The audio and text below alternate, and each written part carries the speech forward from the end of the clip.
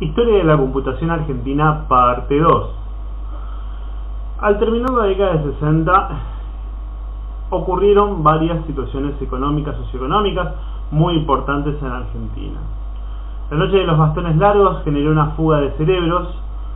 Estos científicos, incluyendo los del Centro de Cálculos, se fueron a vivir a otros países por la represión militar y el gobierno de facto que ocurría en ese momento.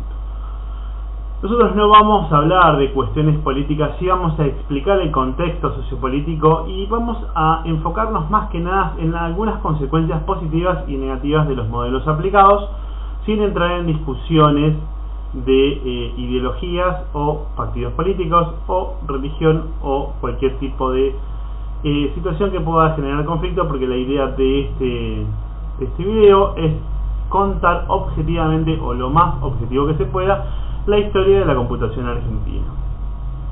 También tenemos que aclarar que para fines de los años 60 la clase media que surge a mediados de los 40, se encontraba fuertemente consolidada en el sector sociopolítico de la República Argentina.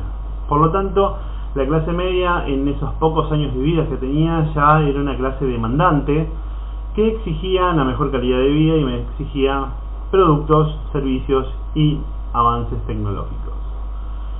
También tenemos que aclarar que para la clase media, así como lo fue en la década del 60 y lo es hoy en día, es casi imposible educar a personas en el exterior.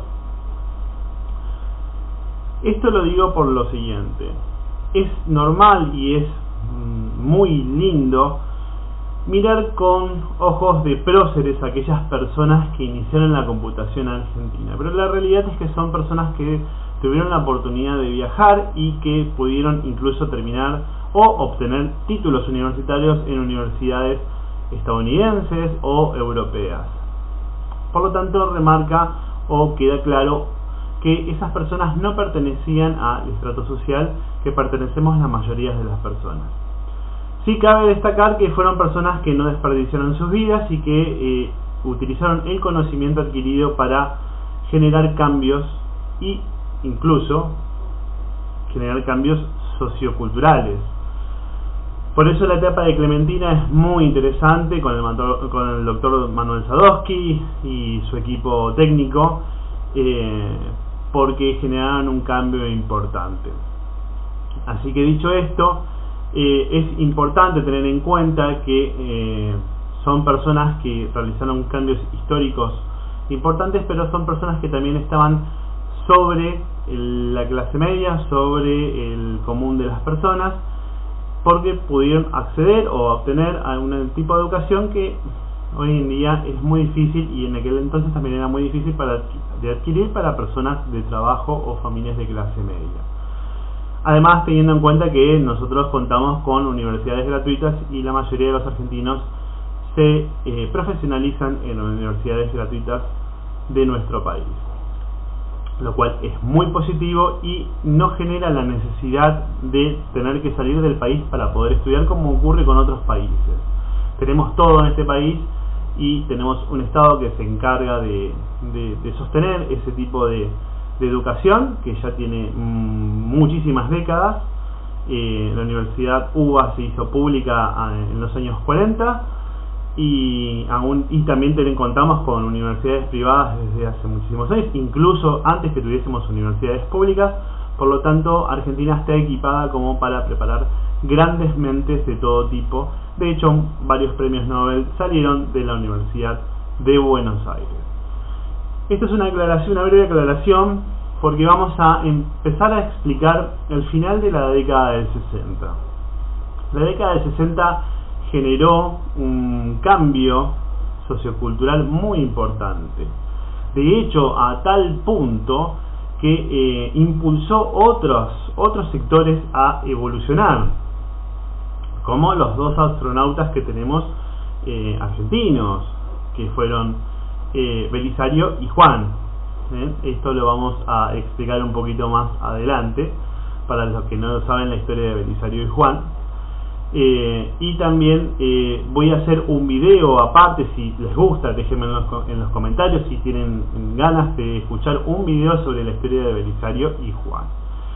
Pero bueno, mientras tanto, Clementina hizo los cálculos para que unos cohetes creados acá en Argentina pudiesen salir a la estratosfera.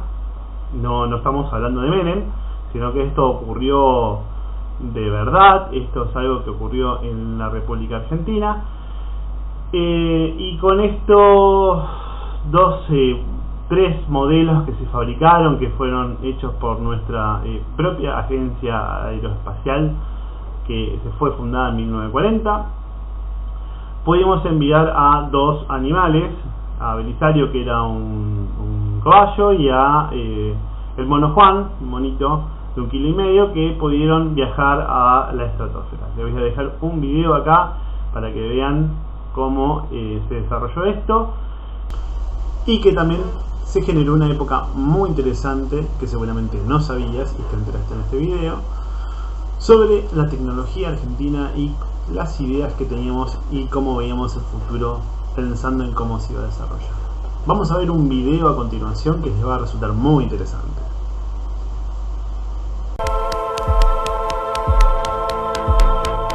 La mañana en que colocamos el cohete en la rampa de lanzamiento, con el mono Juan en su interior, era una mañana muy diáfana, muy linda, una temperatura agradable, fresca.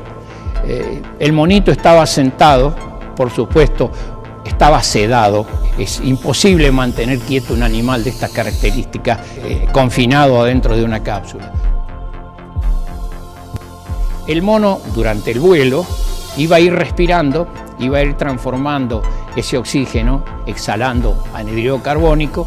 El anhídrido carbónico lo retenía un filtro de cal soda, y habíamos calculado que la autonomía que tenía de oxígeno eran de 15 minutos.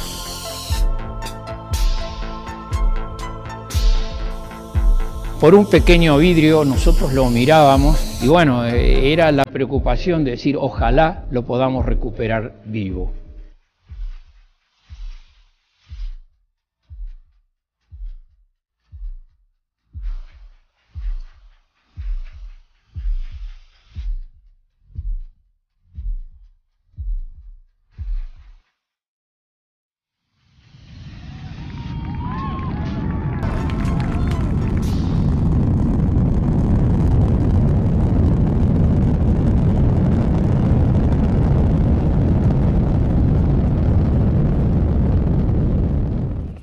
Lamentablemente una corriente de chorro la llevó mucho más lejos de lo previsto y hubo instantes que tuvimos mucho temor de perderla, pero se la pudo localizar, se la pudo encontrar y entonces se llamó al helicóptero de recuperación.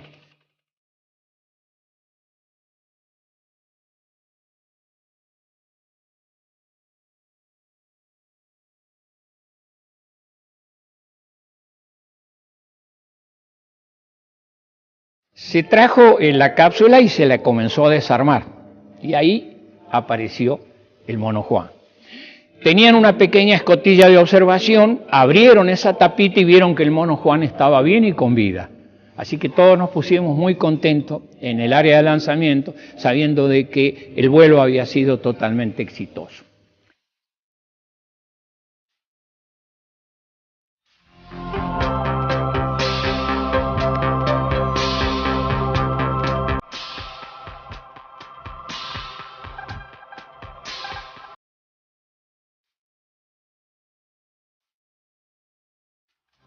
Argentina incorpora la carrera de computador científico en el año 1964, en pleno auge de la computadora clementina. Esta carrera inicialmente no tenía su lugar donde ponerla, no sabían si era de qué materia correspondía. Exactamente, era una carrera nueva y, como ocurre con muchas carreras nuevas, a veces no se le ve un futuro o una aplicación inmediata. En ese momento en el mundo se discutía si era pregrado, posgrado, si debía ser un posgrado de los físicos, los contadores querían que fuera exclusividad de los contadores, que solo los contadores pudieran programar y tuvieran que firmar cualquier programa que se hiciera. Algunos decían la computación es administración, otros decían es una rama de la matemática, otros decían es una rama de la ingeniería eléctrica, otros de la electrónica, y algunos decíamos no, aunque no sabíamos qué era exactamente. Yo estaba estudiando matemáticas y computación al mismo tiempo, nunca terminé matemáticas, me faltaban un par de materias. Me acuerdo en un curso muy difícil de funciones reales, había como 100 personas, y aprobamos 3 el parcial. Y entonces el ayudante de primera, el muchacho recién graduado, un geniecito muy bueno y todo, dijo: si no sirven para matemáticas, vayan a estudiar computación. Como ya indicamos en la parte 1, en el 66 se da un golpe de estado, cae Arturo Illia, sube Onganía al poder, quien se iba a prolongar por un buen periodo en el mismo. Ocurre la noche de los bastones largos y la fuga de cerebros. Así que Argentina en esa época queda con una universidad diezmada, pero el ámbito de la informática no se relegó. Al contrario, el ámbito de la informática comenzó a crecer. En 1967, la Presidencia de la Nación crea el Centro Único de Procesamientos Electrónicos de Datos, Secretaría de Estado de Seguridad Social. Esta entidad, que perdura hasta hoy en día, fue creada con la finalidad de empezar a administrar y por supuesto adquirir equipos de informática o computadoras, como se lo llamaba inicialmente en esa época. Así que adquieren paulatinamente equipos que terminan en Ferrocarriles Argentinos, Fuerzas Armadas, SECBA, Gas del Estado y otras entidades estatales. En 1967, la Presidencia de la Nación crea la Asesoría de Sistemas de Computación de Datos, el SCD, que dio origen a las primeras normas oficiales sobre adquisición y utilización de computadoras en la administración pública, que hoy en día, al año 2022, continúa funcionando.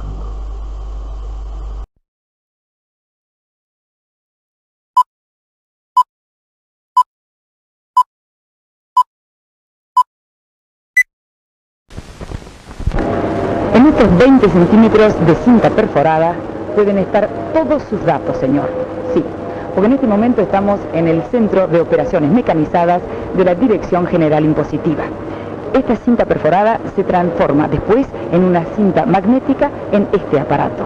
Y después de eso pasa a los aparatos que ustedes ven en funcionamiento aquí detrás mío.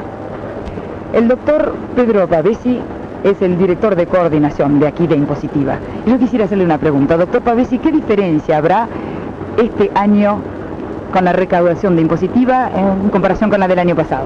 Señora, es una pregunta que muy comprometedora, ¿cierto? Porque la recaudación del año pasado ha sido muy elevada para Impositiva. No sé si podremos llegar al mismo nivel de recaudación, pero esperamos con nuestras nuevas máquinas y nuestros sistemas poder alcanzarlos. El año pasado, ¿cuándo llegaba?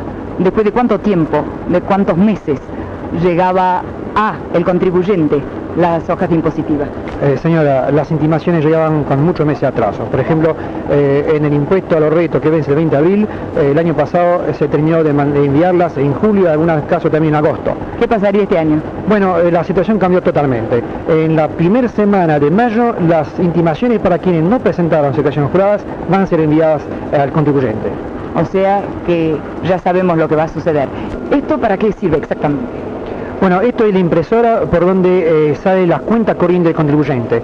En estos cuadros está reflejada la exacta relación entre el fisco y contribuyente. ¿Esto es lo que se hacía hasta ahora a mano? No, no se hacía tampoco. En este momento lo tenemos todo condensado, de modo tal que inmediatamente podemos ver por contribuyente o por impuesto quiénes son los que evadan, los que no se presentan, en fin, los que no cumplen con sus obligaciones fiscales. En otras palabras, con esto quizás se pueda suprimir la gente que evade sus impuestos. Estamos totalmente convencidos porque consideramos de que quienes evaden perjudican a quienes pagan más que al fisco. Muy bien, muchas gracias, señor Pavesi. Gracias.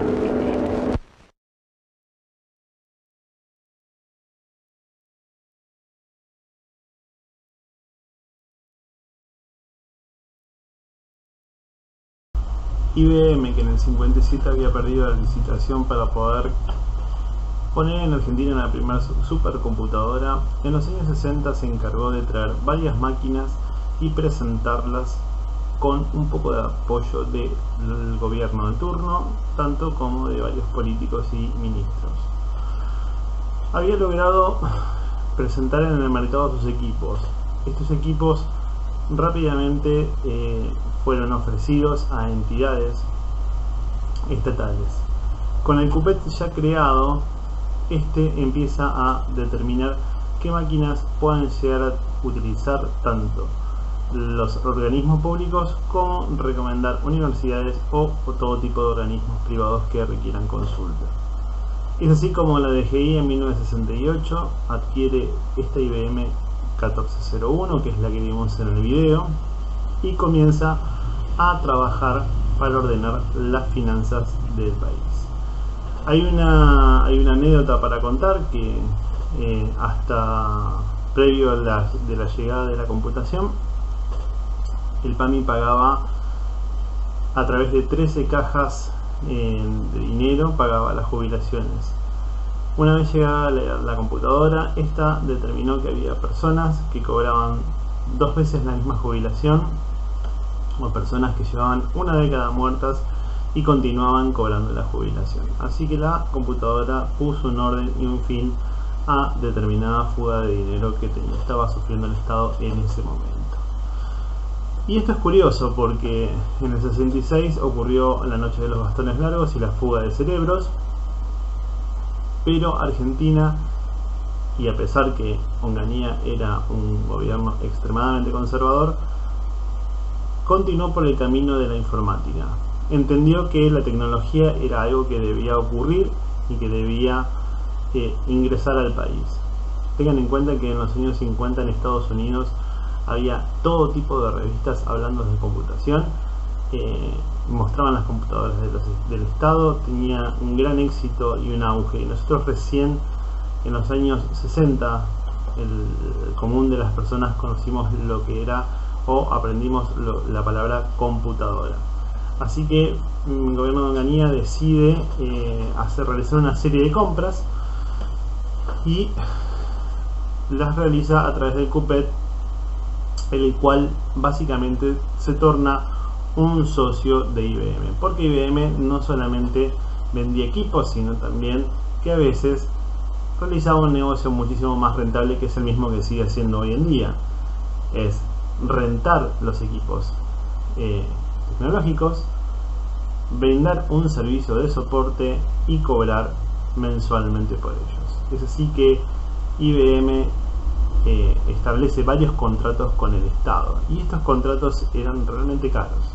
Para principios de los años 70, IBM cobraba $1 millón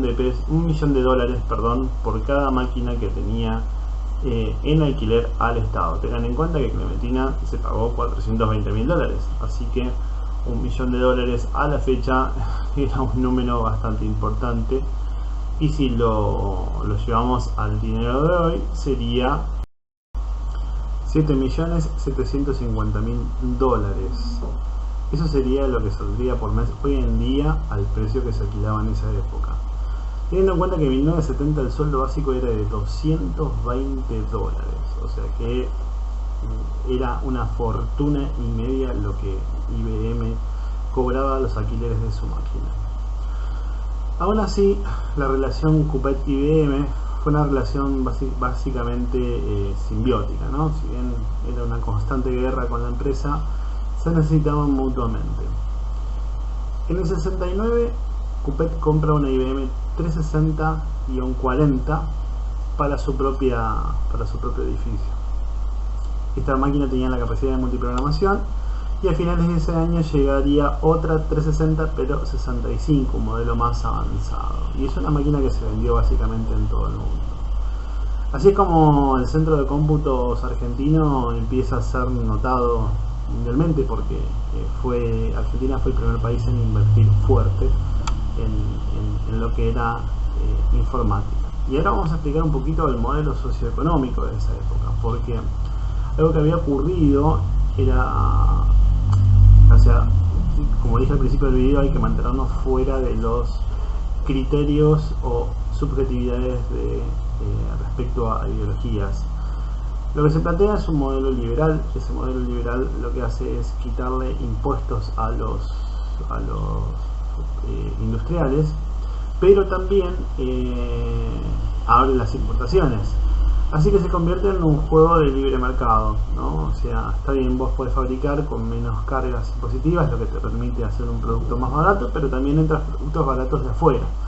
Eso es básicamente lo que ocurrió en esa década y fue lo que permitió que también se adquirieran una gran cantidad de equipos que, bueno, nada, se fueron comprando del Estado. Y es el mismo Onganía quien hace una compra importante para el Estado. Y existe una anécdota respecto a eso, que fue que cuando la máquina se trajo a la Argentina, Tomasi, que era el secretario de Seguridad Social en esa época, iban a inaugurar la máquina. Habían preparado un botón verde y unas barreras para que se levantaran al momento de apretar el botón, porque obviamente la máquina, cuando la pones a funcionar, funciona a velocidades de nanosegundos y no ibas a saber lo que estaba haciendo a menos que escribieras un programa. Así que la idea era hacer algo visual, ¿no? O sea, cuando Onganía viniera, tocaría el botón y la máquina se encendería. Esa fue la idea. Bueno, lo probaron durante semanas. Cuando llegó el momento, que Onganía fue a sacarse la foto en la inauguración, estamos en la foto que la vamos a ver ahora, encendiendo el botón de la máquina, no funcionó, como puede pasar en Argentina, la ley de Murphy a pleno. Y bueno, así que nada, la máquina no levantó las barreras, no encendió, no hizo nada. Tuvieron que hacer alguna improvisación, un simulacro de funcionamiento ahí a mano para que funcionara. Y Onganía, previo a tocar el botón, dijo: esto no explota, ¿no? O sea, básicamente, no sé si fue un chiste o fue en serio dadas las condiciones de la época, pero bueno, nada, fue lo que dijo ahí y se sacó la foto famosa con la máquina recién llegada.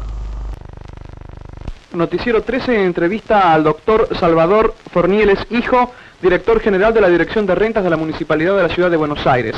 Y estamos acá, doctor, para que usted nos comente la tarea que en materia de computadoras electrónicas desarrolla esta dirección. Bueno, señor periodista, estamos en presencia de un sistema muy moderno de computadoras electrónicas. Esta es la computadora 1401. Cuando yo deseo hacer alguna tarea de computación electrónica, hago un programa que traslado a tarjetas perforadas e introduzco.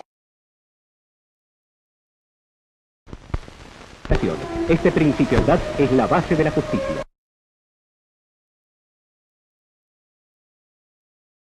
Nadie avanza si usted no avanza. El impuesto es una herramienta para el progreso y el bienestar de todos. Avanzar con el país significa cumplir con sus obligaciones fiscales y no evadirlas. De una función social. El desarrollo de la nación es obra de todos. La seguridad y los beneficios de que usted goza son obra de cada uno de los contribuyentes.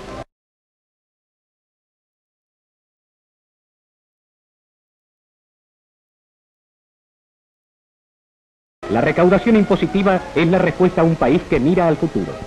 Nuevos métodos operativos contribuyen a perfeccionar la tarea fiscal. La instalación de la computadora electrónica, bautizada Mercedes, representa un verdadero desafío a la evasión fiscal. Este cerebro electrónico mantiene al día la información impositiva, intimando a quienes no cumplen en términos. Coteja las cifras con informaciones de otros organismos, como SER, aduanas, registro de automotores, hipotecas, remates y haciendas. No hay una máquina que descansa nunca y que denuncia automáticamente a los contribuyentes que no pagan.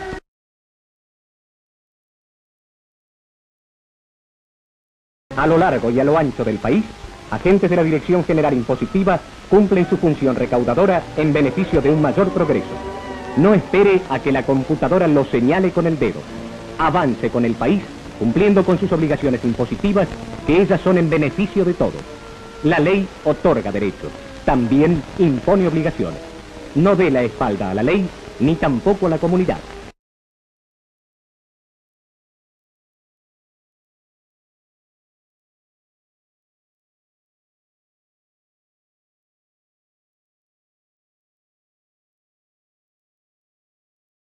Ahí la conocimos a Mercedes.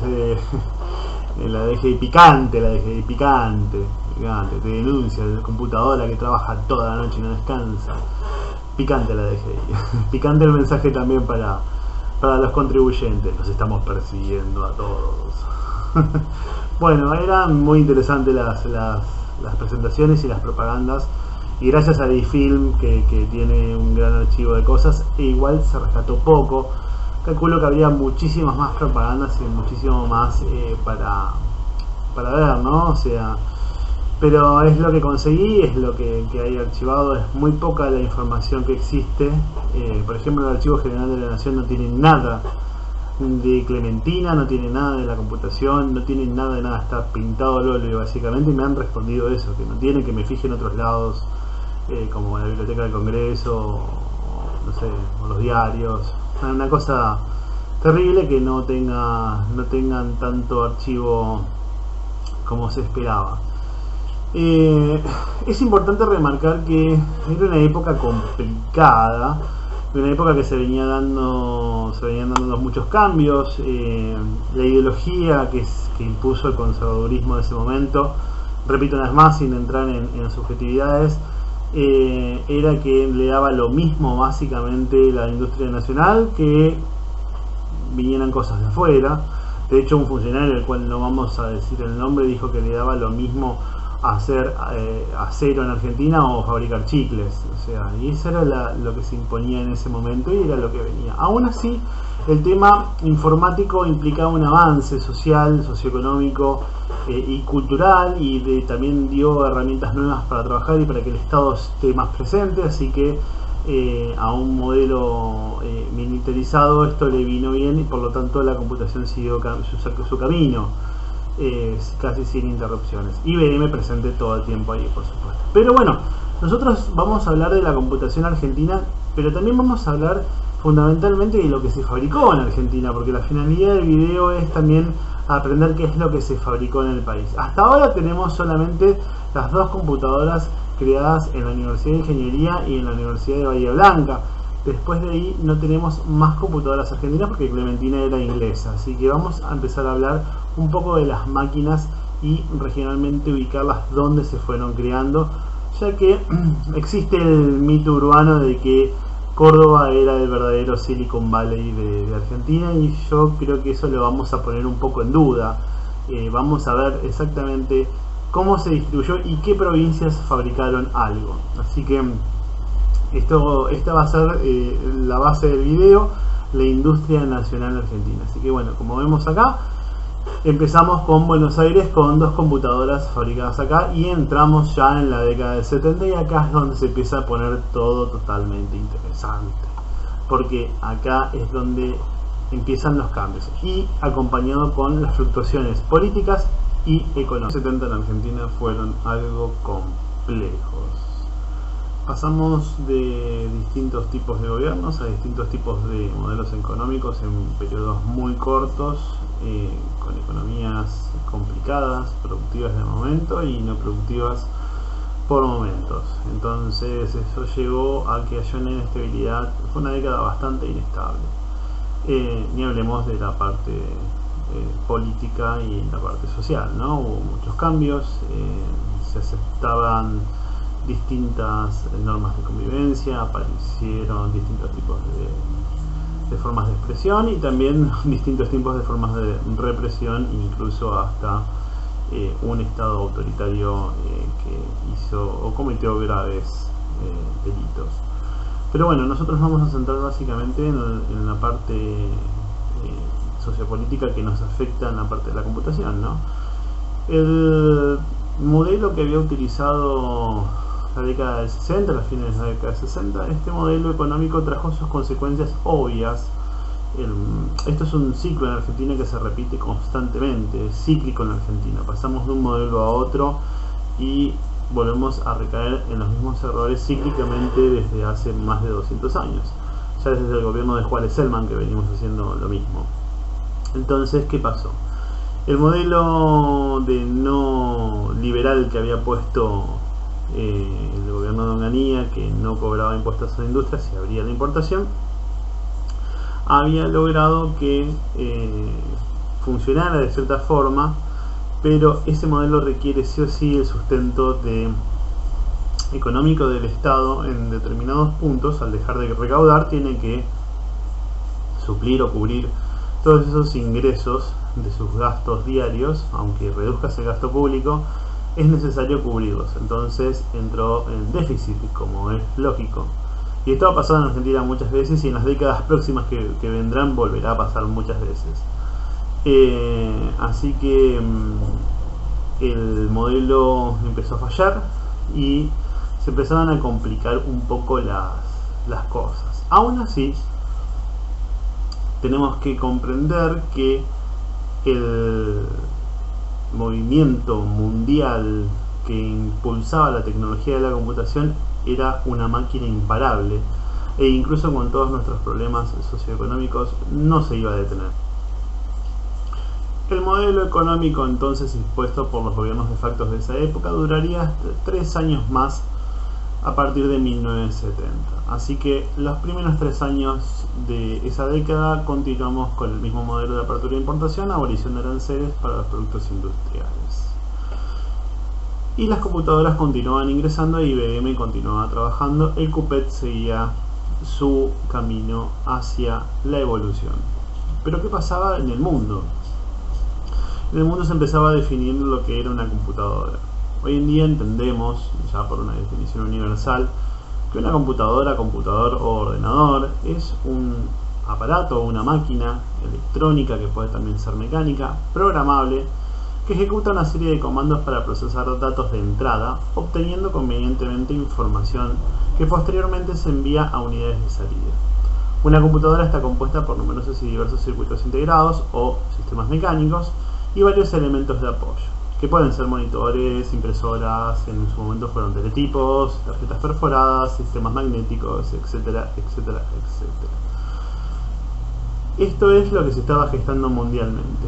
Las computadoras empezaban a manejar, los gobiernos empezaban a manejar, no la computadora del gobierno, sino que el gobierno empezaba a utilizar computadoras para manejar a su población, controlar, cobrar impuestos. Entonces podíamos definir que la computación era básicamente una calculadora científica gigante, y eso era lo que se apuntaba. O sea, la computadora tenía la idea, o estaba idealizada para hacer cálculos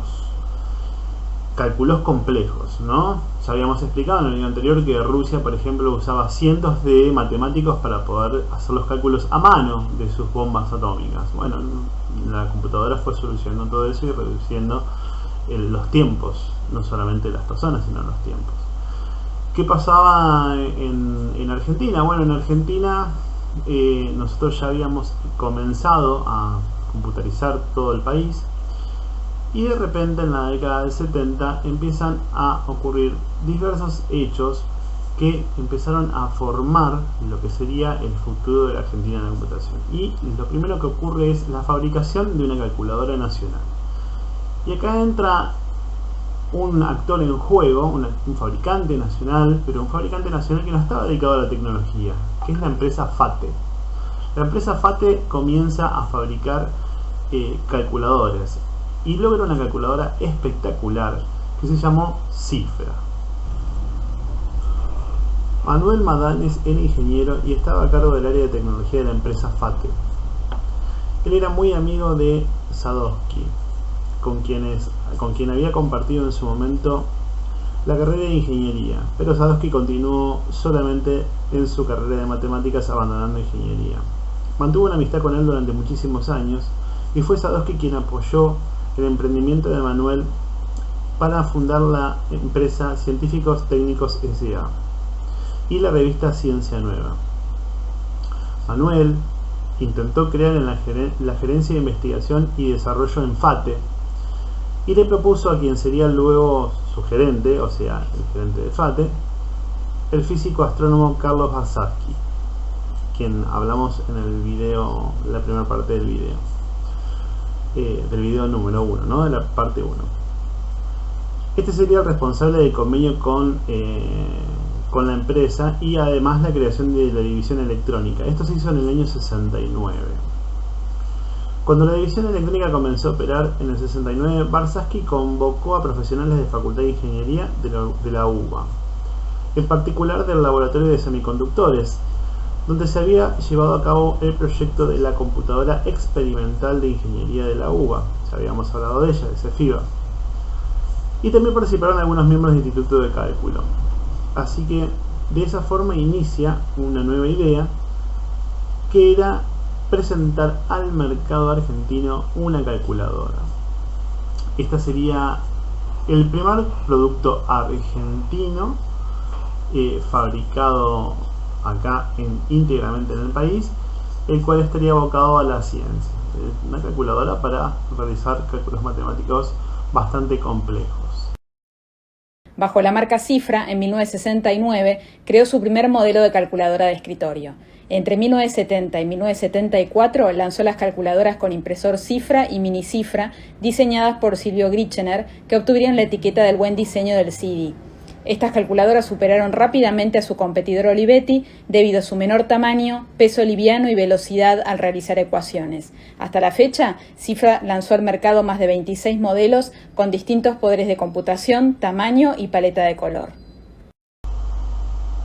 Entonces, en 1971 ubicamos en la provincia de Buenos Aires la fabricación de la primera calculadora argentina, y a disposición de todo el mundo, quien quisiera comprarla podía ir a comprarla, de la calculadora Cifra y toda su línea alta de calculadoras que fueron saliendo posteriormente. Como ya hemos escuchado, hubo al menos 25 modelos. Así que ubicamos en la provincia de Buenos Aires la fabricación de nuestra primer computadora argentina en forma de calculadora en la fábrica Pate en San Fernando, Buenos Aires. En los años 50, Olivetti, una marca renombrada mundialmente que directamente competía con productos norteamericanos y en Argentina ya era conocida porque desde la década de 30 se vendían sus productos aquí, decide invertir en el país y compra una antigua fábrica de unos 9.000 metros cuadrados en la zona de Ramos Mejía, Buenos Aires, con posibilidad de ampliarla, por supuesto. Allí comienzan sus actividades a fabricar máquinas de escribir en la década del 50 y posteriormente ampliaría su capacidad de fabricación comprando otro terreno de unos 123.000 metros cuadrados en Merlo, Buenos Aires. Allí estableció y creó desde cero una fábrica de 32.000 metros cuadrados. Esta fábrica dio lugar al crecimiento de la ciudad y se formó la ciudad industrial o parque industrial de la ciudad de Merlo. De esta forma, Olivetti empezaba a competir con las grandes corporaciones sudamericanas. De hecho, la empresa que hizo en Merlo se convirtió en una empresa modelo, siendo quizás la más renombrada y la más vistosa de toda América del Sur. Olivetti se estableció desde el año 51 hasta el 79. En el 79, ya veremos más adelante, cuando ocurrió la debacle económica, Olivetti termina yéndose del país y recién vuelve en el siglo XXI. Pero mientras tanto, en esta época es interesante porque ellos sacan su calculadora Logos, y esta es la calculadora con la que Fate competiría pelo a pelo en el mercado. Hay que destacar que la calculadora Logos se fabricaba íntegramente en el país y se utilizaban componentes, algunos importados y otros fabricados acá en Argentina, que ya habían comenzado con la fabricación de algunos componentes importantes. Tengamos en cuenta que Argentina siempre tuvo la intención de industrializar. De hecho, nosotros fabricamos nuestras propias válvulas y las fabricamos durante décadas. Así que en esa época Argentina estaba experimentando con algunos semiconductores. Entonces, continuando con las máquinas fabricadas en Argentina, la Logos 328 se fabricaba en la provincia de Buenos Aires, en la fábrica de Ramos Mejía. Posteriormente también se fabricó en la fábrica de Merlo. Así que vamos a registrar una computadora fabricada en el país, o sea, una calculadora, una computadora fabricada en el país, en la provincia de Buenos Aires. Entonces, el concepto que tenían los argentinos de lo que era una computadora, al momento era una especie de calculadora muy hábil o muy eficiente. En Estados Unidos, en la década del 70, ocurre una explosión cultural que nace junto a la empresa Atari. Esto cambiaría una generación por completo. Crean el primer videojuego que queda al alcance de todos, que se llamó el Pong, y este juego generaría una gran empresa y además muchos clones, copias y muchas empresas que empezaron a lanzarse a la tecnología.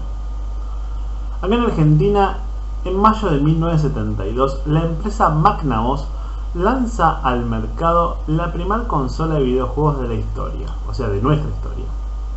La famosa Odyssey, creada por Ralph Baer, siendo un éxito de ventas no solo en Argentina, por supuesto, era una consola que venía de afuera, pero se la adaptó acá, a los argentinos. Así que, de hecho, hay una anécdota con este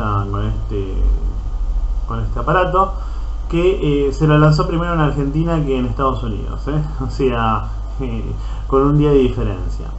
Acá se lo llamó Telematch, como el antiguo programa alemán de juegos que se golpeaban, trepaban, eran obstáculos, eran como hoy, como los programas modernos de hoy que hacen lo mismo, pero bueno, este fue el precursor.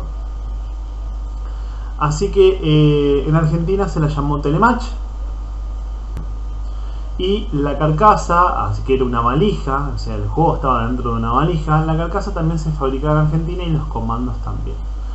Está adaptada a nuestro sistema de video PAL, así que el Telematch fue un éxito inmediato, que acá en Argentina también generó una serie de copias y clones que ahora vamos a ver.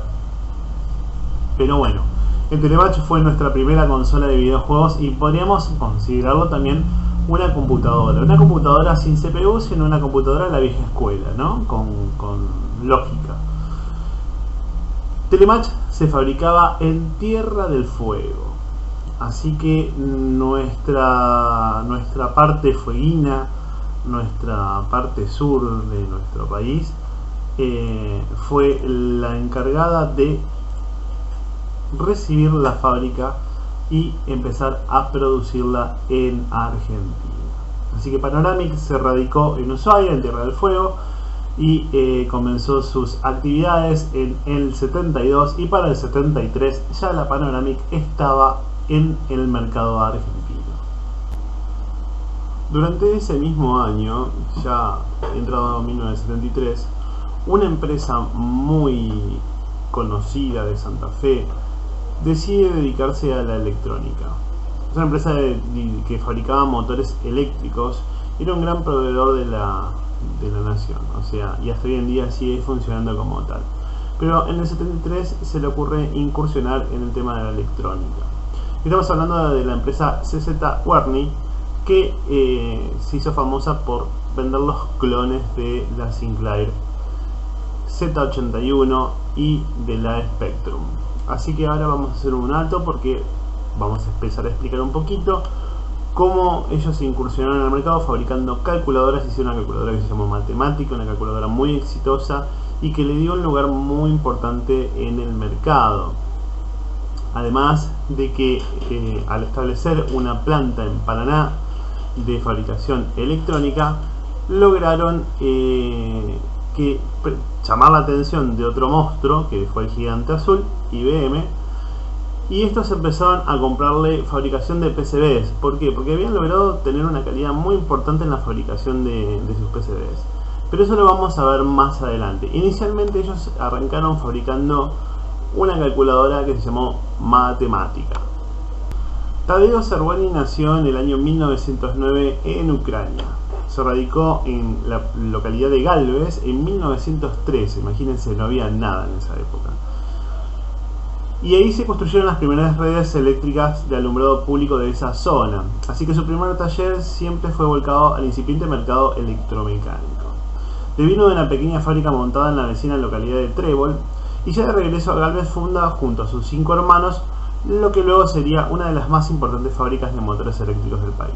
En 1958 se desvinculó totalmente de la sociedad para dedicarse a la fabricación de elementos y accesorios electromecánicos y luego específicamente transformadores. Por eso los transformadores son tan conocidos, al igual que los motores eléctricos. De hecho, mi papá era tornero y aún tengo algunas máquinas de él que tienen los motores de Tadeo. Fundó su empresa unipersonal a partir de 1979 y se transformaría en Tadeo Cesarney S.A., de la cual fue el presidente del directorio desde 1979 hasta 1998. Así que trabajó básicamente toda su vida. Él tuvo una visión, una idea de crear una fábrica. Él venía de la Europa castigada, la Europa de pre-Primera Guerra Mundial, una Europa de hambre, y bueno, fue una persona que impulsó y cambió el mercado y se convirtió en un empresario importantísimo hasta sus últimos días de nuestro país. Durante los años 70 la empresa se dedicó a fabricación de motores, pero en esa época se topa con el gigante azul IBM, que a comienzos de la década del 70 comenzó a fabricar impresoras de matriz de punto. Así que necesitaban elementos nacionales. Tadeo fabricaban, con sus hermanos habían diseñado un motor paso a paso que cumplía la función central del modelo de impresora que estaba fabricando IBM y le era muy útil. Así comienzan las relaciones con IBM. Inicialmente comenzaron con la idea de fabricaciones de motores paso a paso. Así que si algún día encontramos alguna impresora de esa época, de los años 70, hay que tener en cuenta que tienen componentes nacionales, no es poca cosa. Tengan en cuenta que aún estamos en una época en la que la política económica se sostenía desde los gobiernos de factos, así que por lo tanto estamos en un momento pleno como para poder comprar y traer materiales de afuera, y la baja carga impositiva que ponía el Estado, ¿no? Al que le iba bien, por supuesto, funcionaba.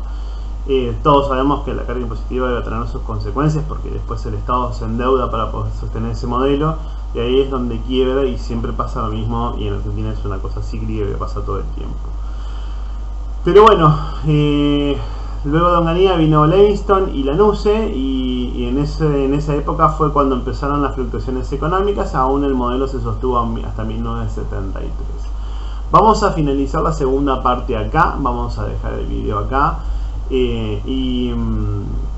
la tercera parte ya arrancamos con la década del 70 y el nacimiento de la microcomputadora y la explosión que ocurrió y que pasó en Argentina, y cómo nosotros nos pusimos a fabricar cosas, que es algo quizás que es bastante desconocido en nuestra historia.